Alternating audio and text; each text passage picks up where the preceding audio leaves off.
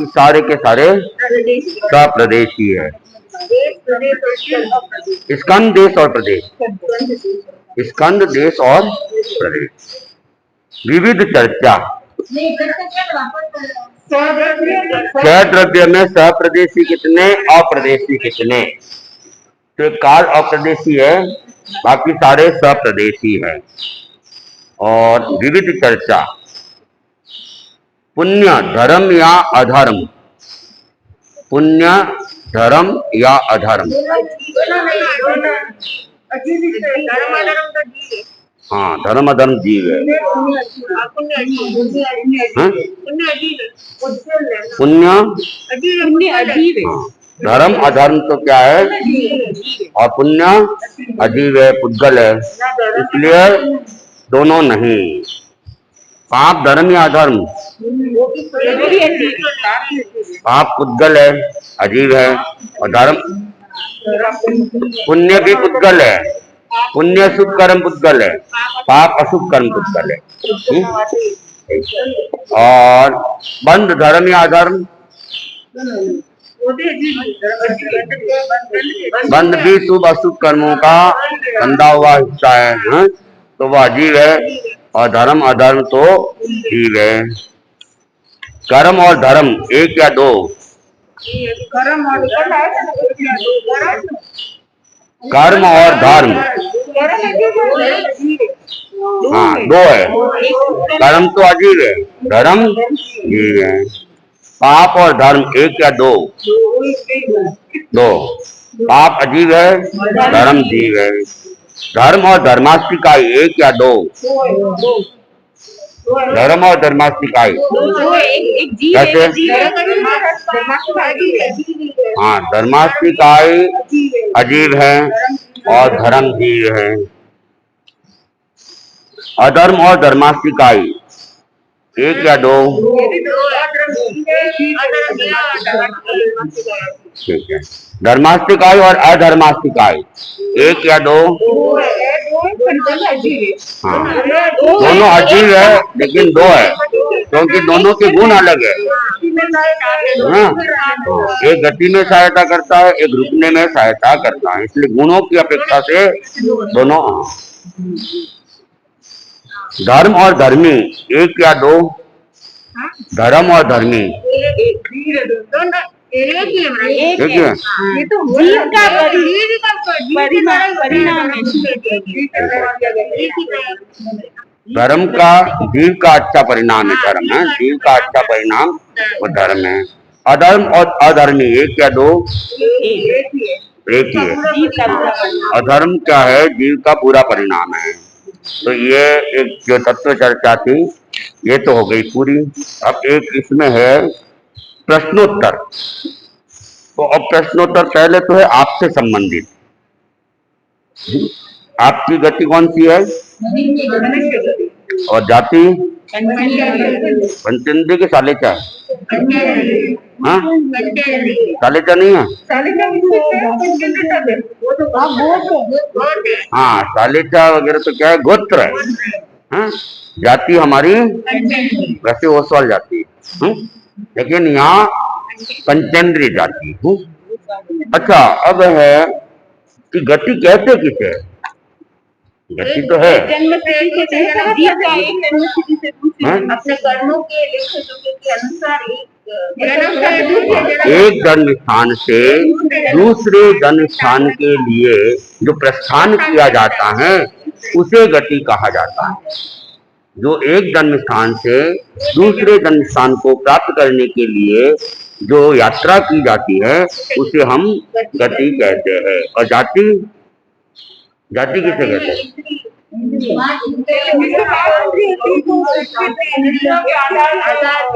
जीवों का जो इंद्रियों के आधार पर जो जीवों का विभाग किया जाता है उसे पंचेंद्रिय कहते हैं। नहीं जाति कहते हैं, उसे जाति कहते हैं।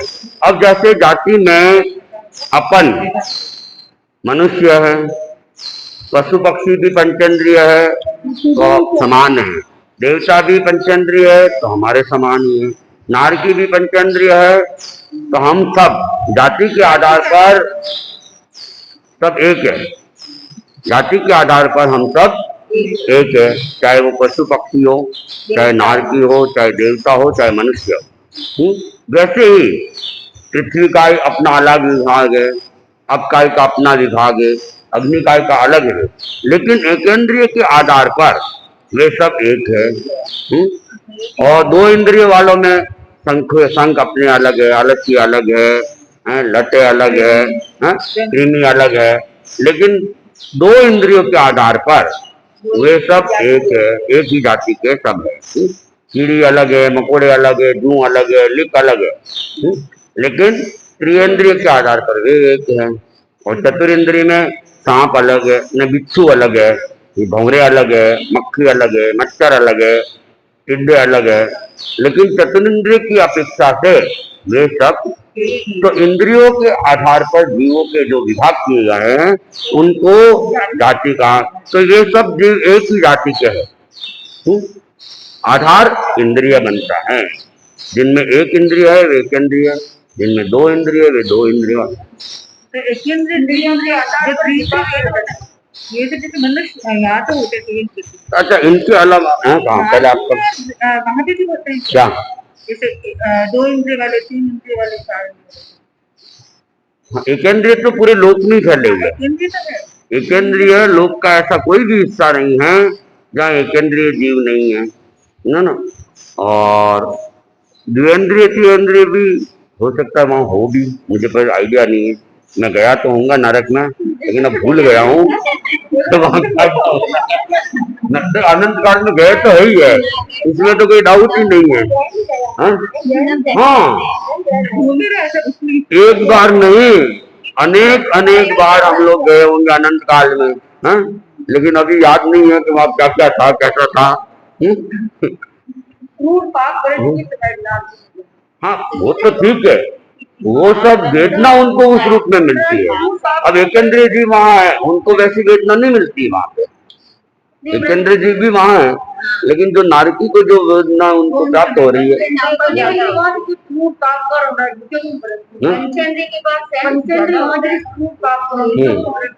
दूसरे कोई नहीं कर सकते। नहीं, वो तो ठीक है, लेकिन कोई जीव उस वातावरण में तो उत्पन्न हो सकता है ना।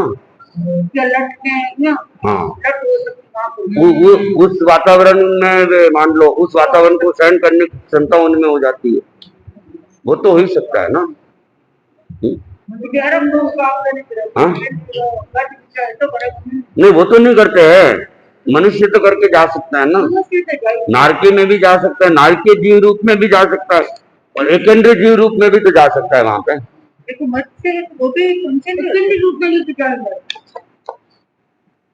मान लो मेरी मृत्यु हो गई और मुझे एकेंद्रिय बनना है, तो मैं एकेंद्रिय कहाँ बनूंगा? लोक के किसी भी हिस्से में बन सकता हूँ ना, मैं लोक के किसी भी हिस्से में बन सकता हूँ, लोकांत के हिस्से में भी बन सकता हूँ, सिद्ध शिला पर भी बन सकता हूँ, और नारक में भी बन सकता हूँ, वो तो कहीं भी बन सकता है। हाँ, है ना।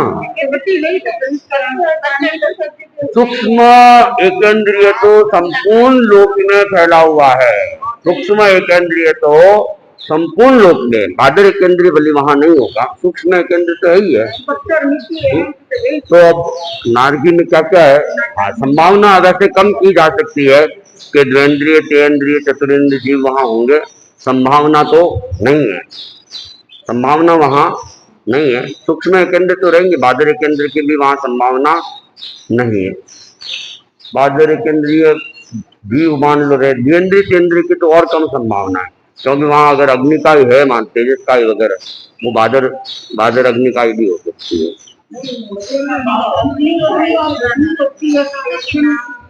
हाँ?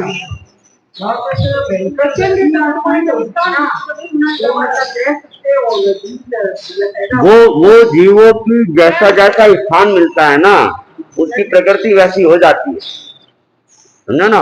अब जैसे पानी ठंडा भी होता है, उसमें भी सचित्र जीव है, और गर्म से गर्म उकलता हुआ पानी भी है, और उसमें भी एक इंद्रिय जीव है।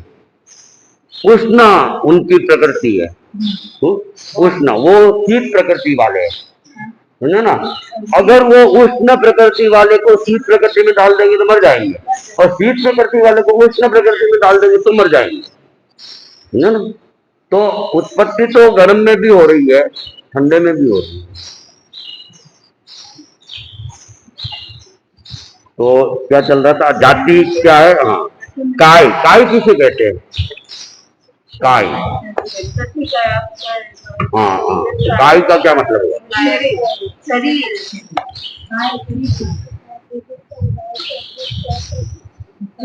काय शरीर, ऋतु, काय का मतलब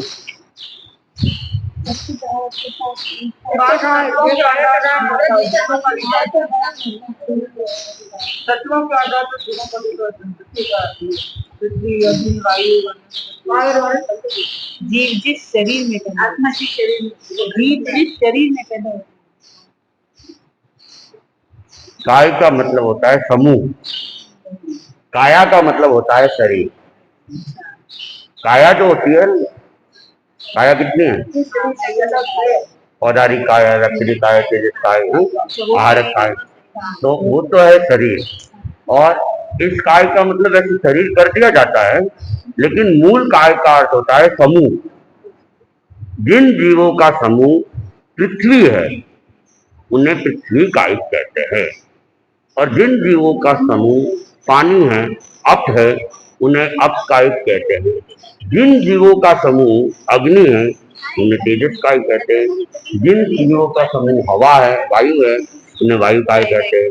और जिन जीवों का समूह वनस्पति है वो वनस्पति काय कहलाती है। काय का मतलब है समूह, है ना।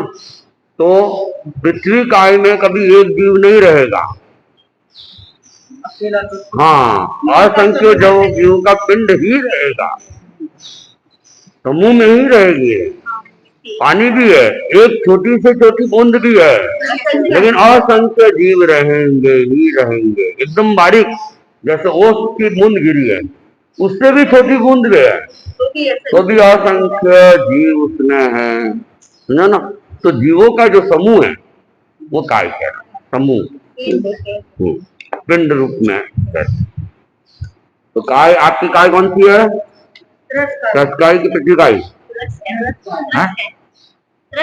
ये तो शरीर कहते मिट्टी है, तो मिट्टी किसमें आती है, मिट्टी तो पृथ्वी काय में आती है ना। तो हम क्या है, हम चेतना नहीं होगी, ट्रस्ट काय हम हैं। अच्छा, ट्रस्ट काय किसे कहते हैं,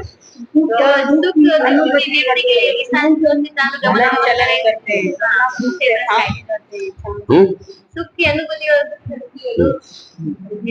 सुख की प्राप्ति और दुख की निवृत्ति के लिए जो गमनागमन किया जाता है वह ट्रस्ट काय।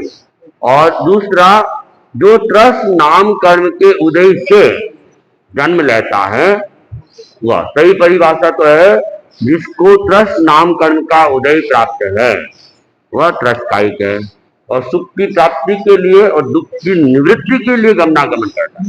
बाकी तो गमनागमन तो स्थावर भी करते हैं ना, स्थावर करते हैं, नहीं करते ना, ये करते हैं, नहीं करते हो। हाँ, हवा चल रही है, हवा चल रही है ना, पानी भी बह रहा है, निरंतर नदियां कहाँ से चली जाती है, कोई धक्का थोड़ी दे रहा है पानी को कोई धक्का दे रहा है क्या, पानी भी चलता वो अपने वहां पानी की टंकी से पानी अपने घर तक आ जाता है, कोई धक्का दे के भेजा है क्या, नहीं भेजा ना, अपने घर तक भी आया है। क्यों, तो कोई जवाब नहीं मेरे पास। हाँ, तो पानी भी चल रहा है, आपने दीपक जलाया, अग्नि भी जलती है, ऊपर तक उड़ जाती है, फैलती भी है, चल रही है ना।